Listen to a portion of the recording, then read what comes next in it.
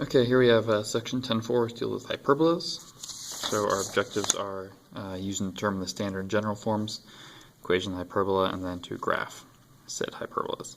So hyperbola is the set of all points in the plane in which the difference of the distances from two fixed points called the foci is constant. So an ellipse is the sum of the distances, and a hyperbola is the difference.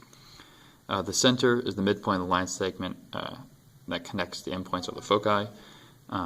The point on each branch that is nearest the center is the vertex, and you have these lines called asymptotes that are lines that the curve approaches as it recedes from the center. There's two axes of symmetry.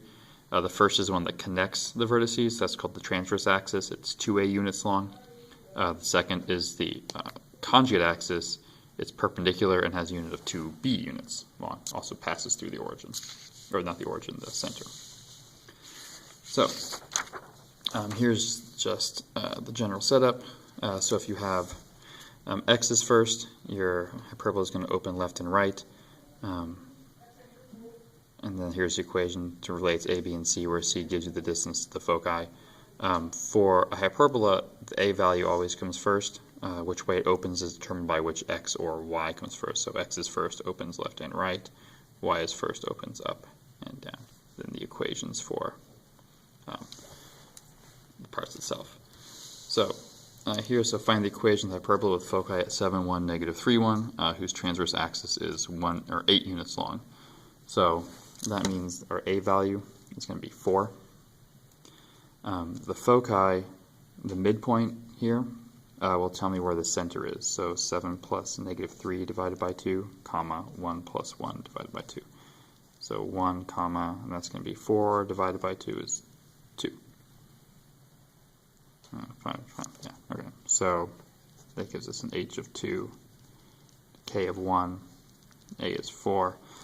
C is the distance from the center to the foci, so that's 5 units. And then our equation was b squared equals c squared minus a squared. So 25 minus 16 is 9, so b is 3. So to write the equation, the x value is changing, so the x's are going to be first. X minus h squared over a squared minus y minus k squared over b squared equals 1. So that's the equation.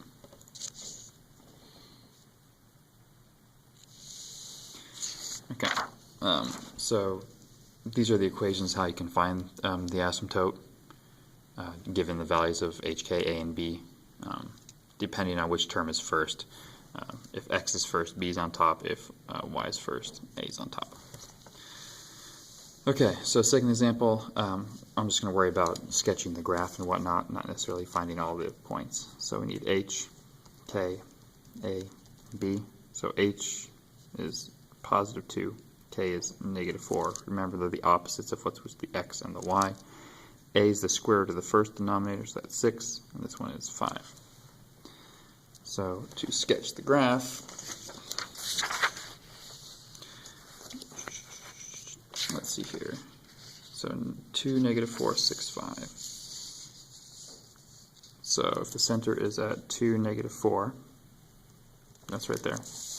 A is 6, and it's underneath the y, so from there I have to count up and down 6. 1, 2, 3, 4, 5, 6. 1, 2, 3, 4, 5, 6. And then b is 5, so I'm going to go left and right. 5. 1, 2, 3, 4, 5. 1, 2, 3, 4, 5. I'm going to use those points to draw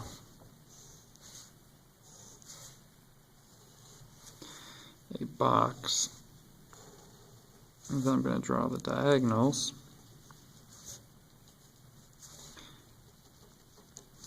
And then since the y value is first, this one opens up and down, so when you draw, it does not enter the box and it does not cross dashed lines. So that would be that hyperbola.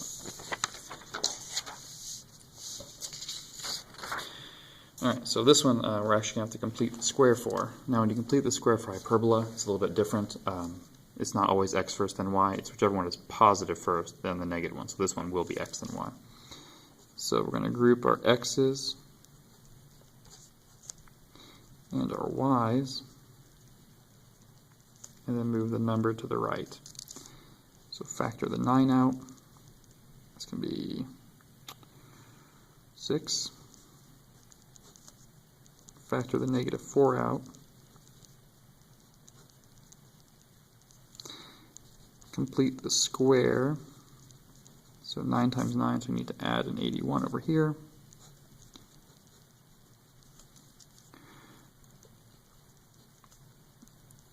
Half of 10 is 5, 5 squared is 25, so then we subtract 100 because negative 4 times 25. So 55 plus 81 minus 100 is 36. So collapse the parentheses, half of negative 6 is negative 3. Half of positive 10 is positive 5. Then divide everything by 36.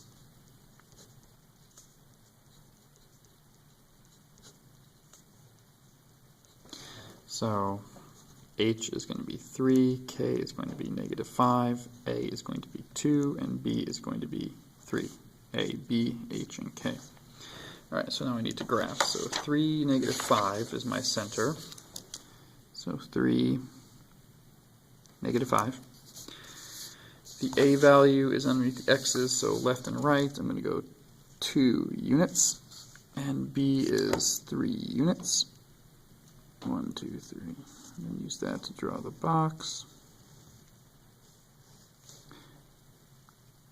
Draw the diagonals. Since x is first, we go left and right. Do not cross the dot line. Do not enter the box. So there's that one. The last thing here is eccentricity. This just describes how narrow or wide it is. The closer it is to 1, the more shallow or open it is. The farther it is from 1, the more narrow the ellipse is. That's the end of the section.